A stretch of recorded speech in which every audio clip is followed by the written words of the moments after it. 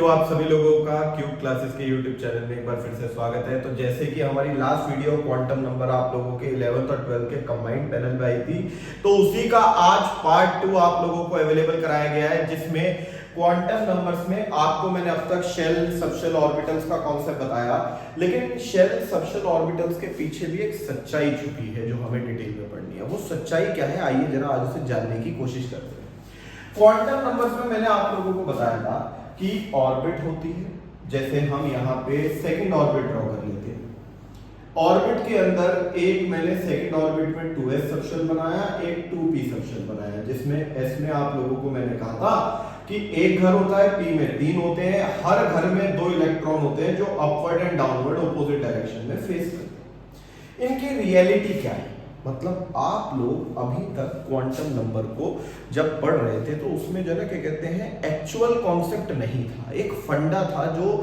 Knowledge को थोड़ा सा आसान बनाता है पहली बार समझने के लिए, लेकिन सच्चाई कुछ और है। तो मेरे बच्चों, ये जो सच्चाई यहाँ पे छुपी हुई है, आइए जरा इस पे आज थोड़ा सा गौर करते हैं कि आखिर ऑर्बिटल्स, इलेक्ट्रॉन, सबशेल का सच क्या है, कॉन्सेप्ट क्या है इसके पीछे छुपा हुआ। तो आप जरा हमारे प्रिय सोलर सिस्टम को याद करो। हमारे सोलर सिस्टम में सेंटर में सन बैठा है, एटम में सेंटर में न्यूक्लियस बैठा है, प्लेनेट घूम रहे हैं। जब प्लेनेट घूमते हैं, रिवॉल्व करते हैं, तो वो अपनी एक्सिस पे रोटेट भी करते हैं। ऐसा ही कुछ हिसाब इलेक्ट्रॉन्स का है। इलेक्ट्रॉन खाली न्यूक्लियस के अराउंड रिवॉल्व नहीं कर रहे ऑर्बिट में, वो अपनी जगह पे रोटेट भी कर रहे हैं। और हमने ये नोटिस करा कि सेकंड ऑर्बिट में हमें 2 इलेक्ट्रॉन्स की रोटेशन देखने को मिली। कुछ इलेक्ट्रॉन स्फेरिकली घूम रहे थे और कुछ इलेक्ट्रॉन थोड़ी सी डिफरेंट शेप में घूम रहे थे। इस शेप को हमने डंबल शेप नाम दिया, यानी मुझे एक ही ऑर्बिट में एक ही एनर्जी लेवल में इलेक्ट्रॉन्स अलग अलग एनर्जी के मिले। सेकंड ऑर्बिट में कुछ इलेक्ट्रॉन कम एनर्जी के हैं और कुछ ज्यादा एनर्जी के हैं, जिन्हें हमने सबशेल नाम दिया s और p। यानी s और p की सच्चाई क्या है कि एक ही ऑर्बिट में अलग अलग एनर्जी के इलेक्ट्रॉन्स होते हैं जो अलग अलग शेप में रोटेट करते हैं। s में जो इलेक्ट्रॉन बैठा है वो स्फेरिकल रोटेट करता है अपनी एक्सिस पे रिवॉल्व करते हुए। उसी तरह p में जो इलेक्ट्रॉन बैठा है वो डंबल शेप में रोटेट करता है अपनी एक्सिस पे रिवॉल्व करते हुए। तो अब ये रिवोल्यूशन जो ऑर्बिट में चल रहा है उसके साथ वो एक एक्सिस पे रोटेट भी कर रहा है, और एक ही ऑर्बिट में अलग अलग एनर्जीज छुपी हुई हैं। इसका मतलब एक ही ऑर्बिट में आपको इलेक्ट्रॉन अलग अलग एनर्जी, अलग अलग शेप में दौड़ता हुआ दिखेगा, जिसे हम सबशेल्स के नाम से पढ़ते हुए आए। तो अगर थर्ड ऑर्बिट में 3 सबशेल हैं, s, p और d, यानी थर्ड ऑर्बिट के अंदर आप लोगों को 3 अलग अलग एनर्जी के इलेक्ट्रॉन देखने को मिले, जिसमें सबसे छोटी शेप s की, थोड़ी सी एनर्जेटिक शेप p की और सबसे बड़ी एनर्जी वाली शेप d की आती है। तो यहां पे हमें azimuthal quantum number, second quantum number, जो असल में शेप ऑफ सबशेल समझाता था, उसने हमें यह बताया कि ये जो शेप होती है बेसिकली, जिसमें सबशेल्स बताए थे कि हर ऑर्बिट में कितने सबशेल है, उसने हमें शेप की डिटेल दी। और ये मैथमेटिकल इक्वेशन से पता चला था कि जो s सबशेल है उसका इलेक्ट्रॉन स्फेरिकल शेप में दौड़ेगा, p सबशेल में डंबल शेप आएगी और d में डबल डंबल शेप आएगी, 2 डंबल बनेंगे। f की शेप कॉम्प्लिकेटेड, इसकी कोई फिक्स शेप हम अनाउंस नहीं कर पाए। क्यों नहीं कर पाए, इस रात से भी पर्दा उठेगा, घबराइए मत, सब बताएंगे, पर समय के साथ चलिए सब समझ में आ जाएगा। तो अब करेक्टली हमारे पास 4 सबशेल्स हैं। इन 4 सबशेल्स की डिटेल्स हमें जाननी है, जिसमें आप लोगों को मैंने ये कहा कि एक ऑर्बिट के अंदर, अगर मैं यहाँ साइड में बना दूं, तो एक ऑर्बिट में आपको स्फेरिकल शेप में s का इलेक्ट्रॉन देखते हुए मिलेगा। अब s में कितने इलेक्ट्रॉन आते हैं, 2। तो स्फेरिकल शेप में 2 इलेक्ट्रॉन दौड़ रहे होंगे, वो भी एक क्लॉकवाइज और दूसरा एंटी क्लॉकवाइज। आप जब इलेक्ट्रॉन बनाते हो एक घर में, तो एक अपवर्ड बनाते हो, एक डाउनवर्ड। जो आखिरी quantum number, spin quantum number की सच्चाई है। असल में स्पिन क्वांटम नंबर ने ये नहीं कहा कि इलेक्ट्रॉन 2 डायरेक्शन में फेस कर रहे हैं, अपवर्ड एंड डाउनवर्ड, वो फंडा था समझाने के लिए 2 अपोजिट डायरेक्शन। रियलिटी ये है कि जब इलेक्ट्रॉन अपनी एक्सिस पे रोटेट करता है तो एक इलेक्ट्रॉन क्लॉकवाइज भागता है, दूसरा एंटी क्लॉकवाइज भागता है, और ये 2 डायरेक्शंस को अपवर्ड एंड डाउनवर्ड डायरेक्शन के रूप में पढ़ा गया। उसी तरीके से p में 6 इलेक्ट्रॉन डंबल शेप में होंगे, क्योंकि p में 3 घर होते हैं, तो 6 इलेक्ट्रॉन भाग रहे होंगे, एक अब क्लॉकवाइज, एक एंटी क्लॉकवाइज, फिर क्लॉकवाइज, फिर एंटी क्लॉकवाइज, फिर क्लॉकवाइज, फिर एंटी क्लॉकवाइज। तो इसका मतलब एस में 2 इलेक्ट्रॉन और पी में 6 इलेक्ट्रॉन आप लोग ड्रॉ करते हो।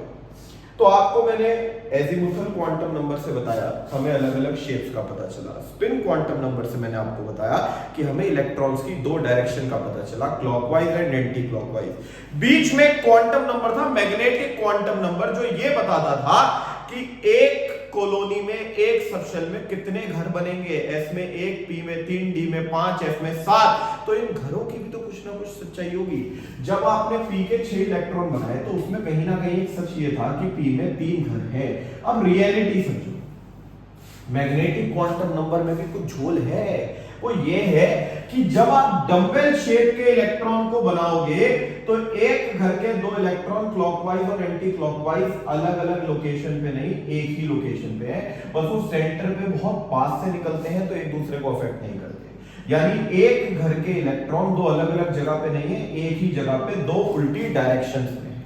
अब दूसरा घर वो अलग नहीं है, वो इसी जगह पे अलग डायरेक्शन में है।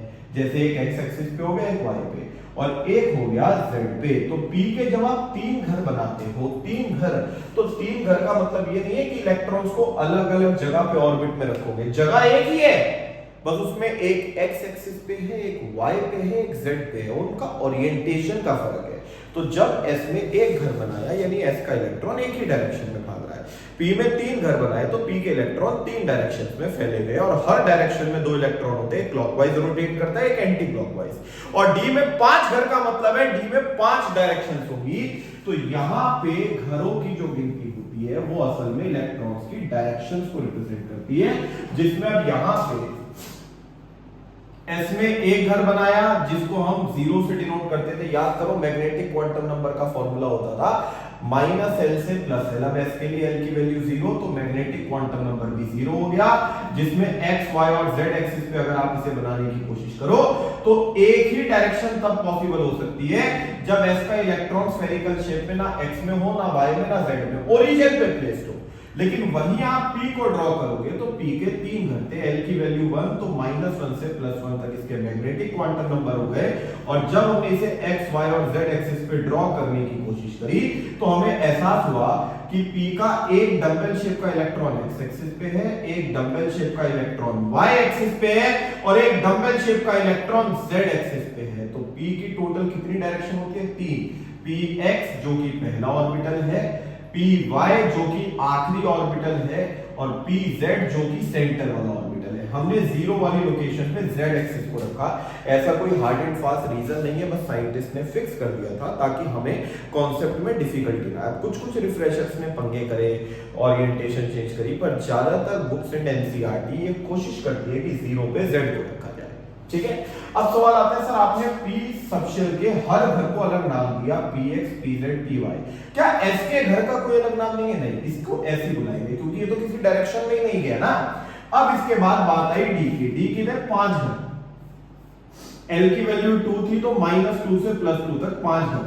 अब इन 5 घरों को जब हमने बनाने की कोशिश करी तो D की शेप डबल डंबल थी और D की शेप को ड्रॉ करना सबसे मुश्किल काम था। तो हमने यहां पे एक बारी में 2 ही एक्सिस दिखाई। हमने कहा इसे 3D में मत दिखाओ, इसे 2D में दिखाओ, यानी एक बारी में सिर्फ 2 ही एक्सिस को इस्तेमाल करना।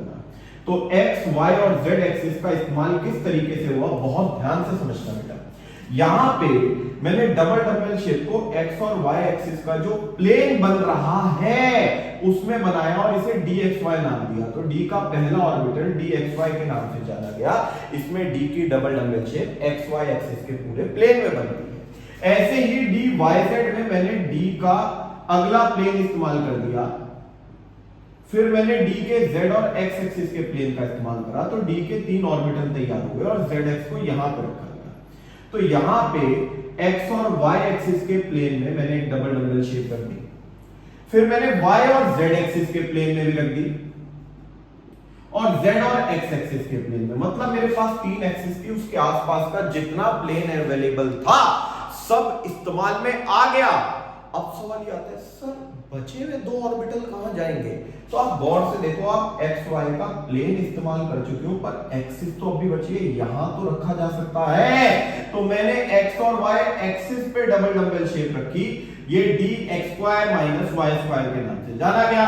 अब मेरे पास सिर्फ z एक्सिस बची और इस पे डबल डंबल शेप एक एक्सिस पे नहीं बन सकती थी, तो मैंने इस शेप को थोड़ा सा बदल दिया और इसे dz² के नाम से पढ़ा गया। तो d के पांचों ऑर्बिटल डबल डंबल शेप के नहीं होते, 4 होते हैं, एक की शेप डिफरेंट होती है, लेकिन हमने यहां पे मेजॉरिटी को डबल डंबल में देखा, इसलिए d की शेप डबल डंबल अनाउंस कर दी। अब सोच के देखो, f d से ज्यादा एनर्जेटिक है, तो कहीं ना कहीं f के इलेक्ट्रॉन और बड़ी शेप बनाएंगे, जिसे ट्रिपल डंबल भी कई टीचर बोल देते हैं, पर 7 डायरेक्शन में बनानी है और एक्सिस 3 है, x y z। अब आप प्लेन ऑर्बिटल्स एक्सिस सब इस्तेमाल कर लो, घूम फिर के सातों डायरेक्शन में ट्रिपल डंबल शेप पॉसिबल नहीं हो सकती, बहुत वेरिएशन आता, इसीलिए आज तक f की कोई फिक्स शेप अनाउंस नहीं हुई और उसे कॉम्प्लिकेटेड के नाम से पढ़ा गया। तो ये यहां पे इन सारे ऑर्बिटल्स क्वांटम नंबर्स की एक रियलिटी है। अभी क्वांटम नंबर का एक टॉपिक और बचा है छोटा सा कॉन्फ़िगरेशन का, जो कल की क्लास में कंप्लीट होगा, फिर 11th एंड 12th आप लोगों के सेपरेटली आ जाएंगे। तो आप सब लोग इस वीडियो को देखना, पिछली वीडियो के कॉन्सेप्ट के साथ कनेक्ट करना, कोई भी डाउट हो बेझिझक कमेंट में पूछना, उसके लिए दक्ष सर हाजिर है। फिर आप लोगों को मैं यहाँ पे again 11th 12th split condition में अलग अलग चैप्टर्स लेके चलूंगा। अभी क्वांटम नंबर से 12th का डी एंड एफ कनेक्ट होगा और यहाँ 11th का एटॉमिक स्ट्रक्चर कनेक्ट होगा, ठीक है। तो जय हिंद ऑल ऑफ यू, अगली क्लास में मिलते हैं। लाइक शेयर सब्सक्राइब कमेंट ज्यादा से ज्यादा करवाइएगा, चैनल को अच्छे से अच्छा सपोर्ट दीजिए, चैनल आपके लिए हाजिर है। Bye bye.